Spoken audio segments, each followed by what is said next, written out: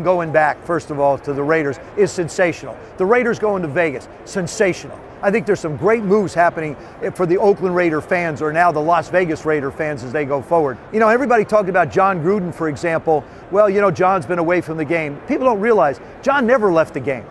John's been studying football for the last 9 years. He's been accumulating information, accumulating knowledge, sitting down with young players, sitting down with veteran players.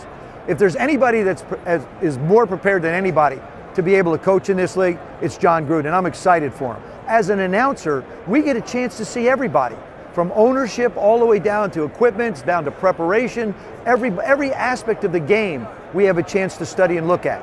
You look at the good organizations, you look at the organizations that aren't as good, and then you take the best of all and you put it together.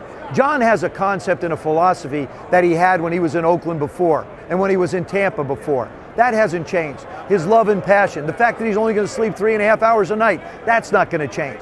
You know, the Raiders are going to get John Gruden. They're going to get a much more, I would say, sophisticated version, if there is such a thing, only because he's had a chance to study so much more. I've said for many years, the quarterback position is the single most dependent position on the field. You can't drop the football and expect to be a quarterback that can play at an efficient level. You can't have guys putting the ball on the ground. You can't wind up running for your life. You can't have defenses that aren't able to stop people. I think there were a lot of different things, key injuries, key situations for the Raiders that didn't allow them to get where they want to get to. I've talked to John every year for the last 9 years since he left football. We've been friends for a long, long time.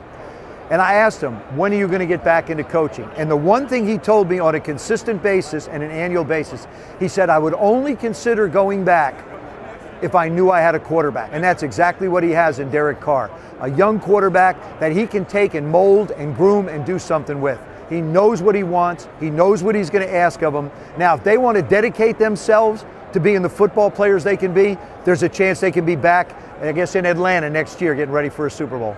I think what you have to do is learn the lessons from the season that you had. I learned probably more from the Super Bowl we lost than the Super Bowl we won. I learned more about myself. I think this year was invaluable for Derek because he had a terrific year. Now he struggled a little bit, sort of brought his feet back down to earth. Not that he got a big head, but sometimes you get feeling pretty good. Now all of a sudden you're back to the grind. You're back to getting ready. You're back to being the quarterback you want to be. And, you know, the second, third year sometimes really tough on guys. Look at Dak Prescott in his second year. You know, he struggled a little bit. Look at Jameis Winston, struggled a little bit. You know, these are guys that you would expect to be much, much better coming forward in 2018. John has a specific way that he wants things done. Derek will learn that his way will be John's way. And when the two minds meet, and Derek knows exactly what John's expecting, then you're going to see the efficiency of an offense.